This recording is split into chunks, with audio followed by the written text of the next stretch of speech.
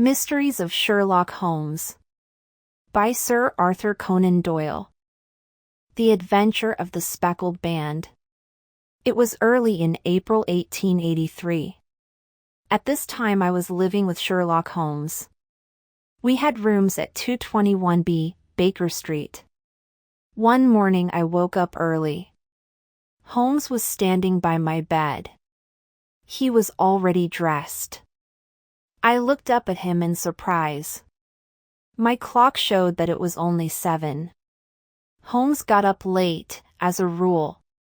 "Very sorry to wake you up, Watson," he said. "What is it?" I asked. "A fire?" "No. It is a young lady. She just came in. She says she must see me. It looks like a case, Watson. I thought you would want to be in on it from the first." I put on my clothes. In a few minutes I was ready. We went down to the sitting room. A lady got to her feet. She was dressed in black. We saw that her face was gray. Her eyes looked like those of a hunted animal. "Good morning," said Holmes.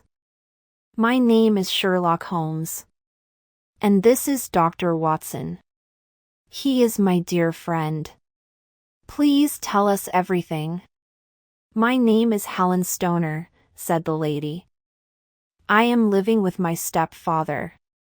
His name is Dr. Grimsby Roylott. He is the last living Roylott. The Roylotts have been at Stoke Moran for hundreds of years." Holmes nodded. "I know the name," said he.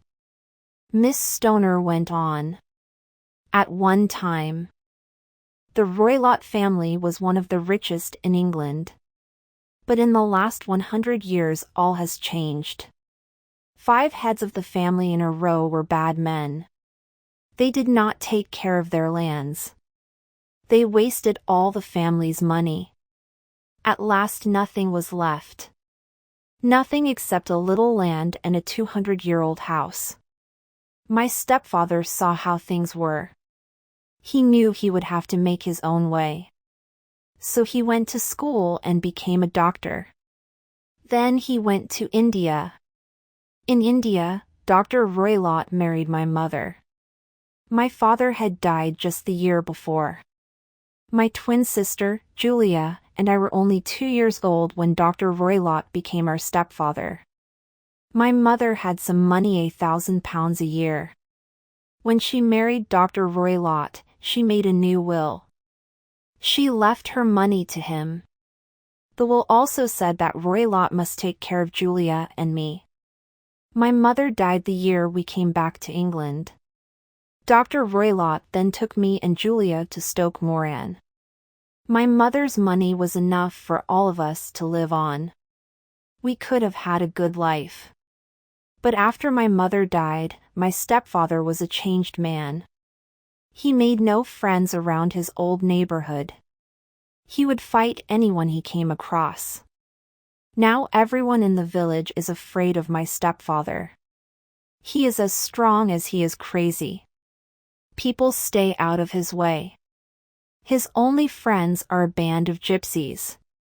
He lets these people camp on his land. Sometimes he goes out and visits them in their tents. Then there are the wild animals. He brought them from India. There is a cheetah and a baboon. These 2 animals have the run of the place. From the first, my sister, Julia, and I had a very bad time. No one wanted to work at the house. We had to do all the work ourselves. Julia was only 30 when she died. But her hair was already getting white. You can see that my hair is getting white too. "Your sister is dead, then?" Holmes asked. "She died 2 years ago. It is of her death that I wish to speak. My sister and I did not get many chances to leave Stoke Moran. But we have an aunt. My stepfather let Julia and me pay short visits to her house. On one of those visits, my sister met a young man. She fell in love with him.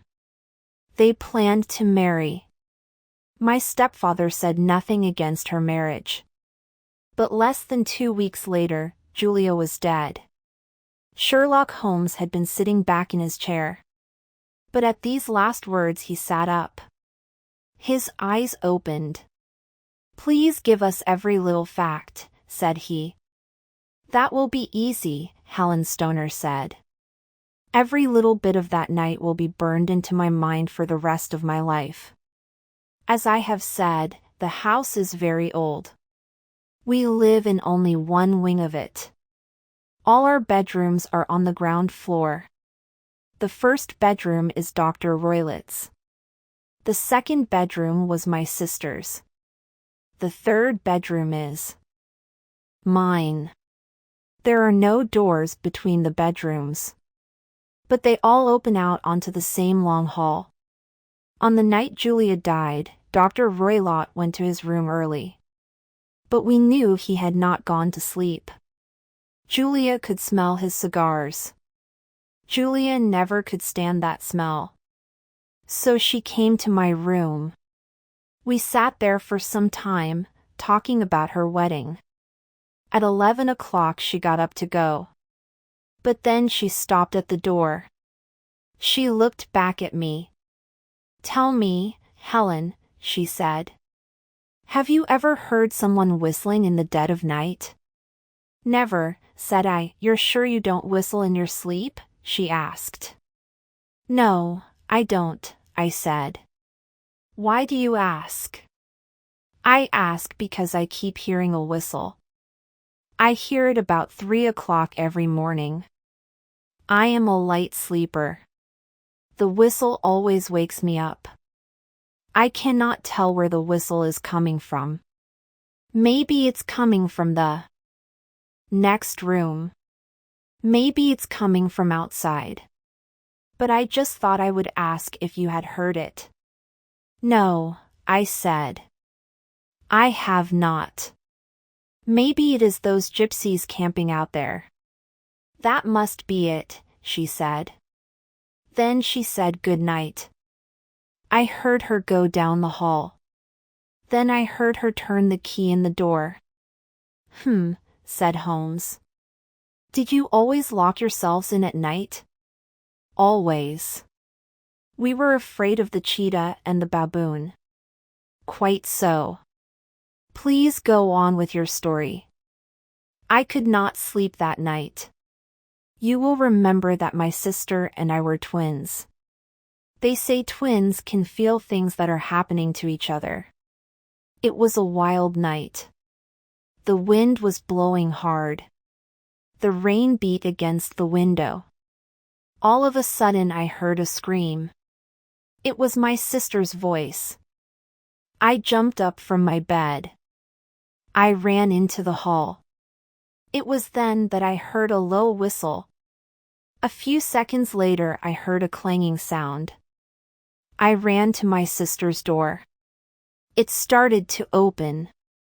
My sister came to the door. Her face was white with fear. She could not stand up. I ran to her. I threw my arms around her. She fell to the floor. I bent over her.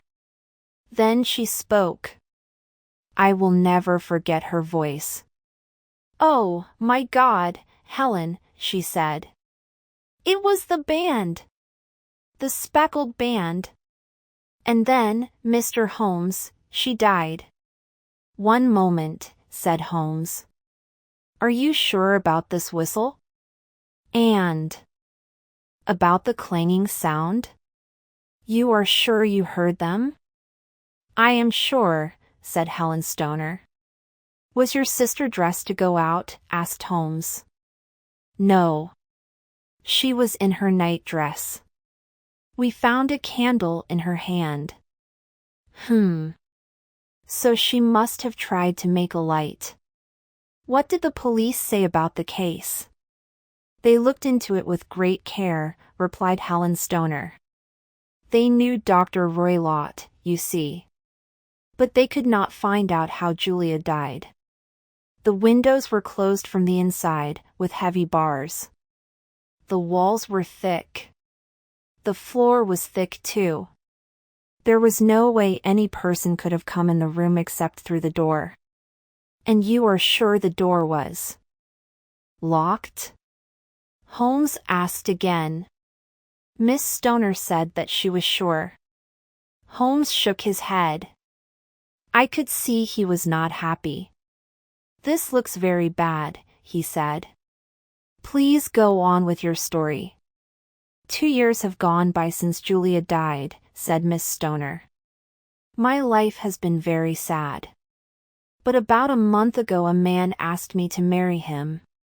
His name is Armitage Percy Armitage. We are going to be married this spring. My stepfather has said nothing against the match. But 2 days ago he told me that I must move into my sister's room. He said he had to fix the wall in my room. So I moved next door into the very room in which Julia died. Last night I lay there, thinking about Julia. And then I heard it. A long, low whistle. It was the same sound Julia had talked about on the night she had died. I jumped up and lit a candle. I could see nothing in the room. But I could not go back to bed. I got dressed.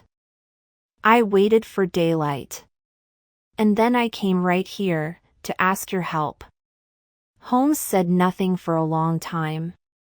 Then he spoke. We must act right away, he said.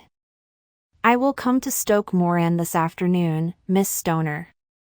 Can I get into the house without Dr. Roylott knowing it? Yes, she said. He said he would be away all day. Good. You go back home, then, Holmes said. We will come down on an early afternoon train. Miss Stoner left the room. And what do you think of it all, Watson? Holmes asked. It is a very dark business, I said. I am afraid it is. But we do have some clues. We have her words, the speckled band. We know that band of gypsies was camping on the land. They could have whistled. Then there was the clanging sound. That might have been a gypsy too. It could have been the clanging of window bar. I see many things wrong with that idea, I said. So do I, said Holmes. That is why we are going to Stoke Moran. Let's order breakfast, Watson. Then I shall walk downtown. I'll need some facts before we do anything else.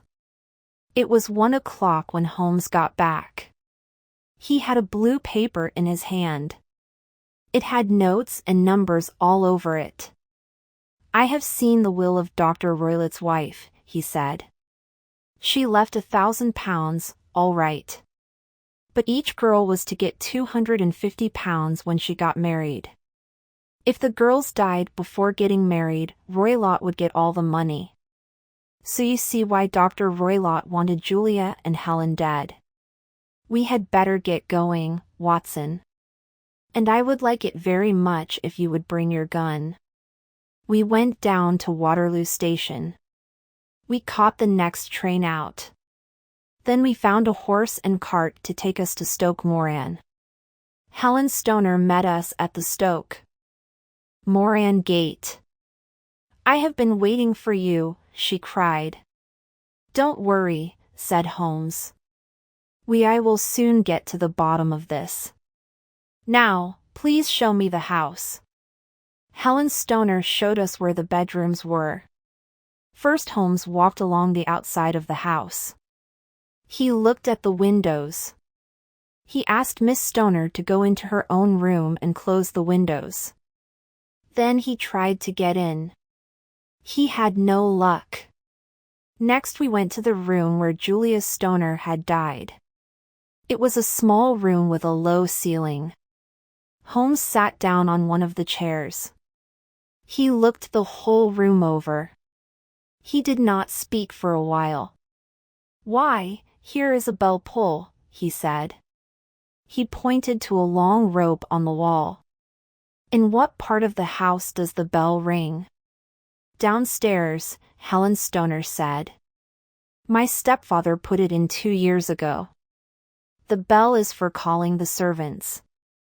But we never use it." Holmes walked over to the bell pull. He gave it a strong tug. "Why, it is a dummy," he said. "It doesn't even ring. See? It just hangs from that wire up there.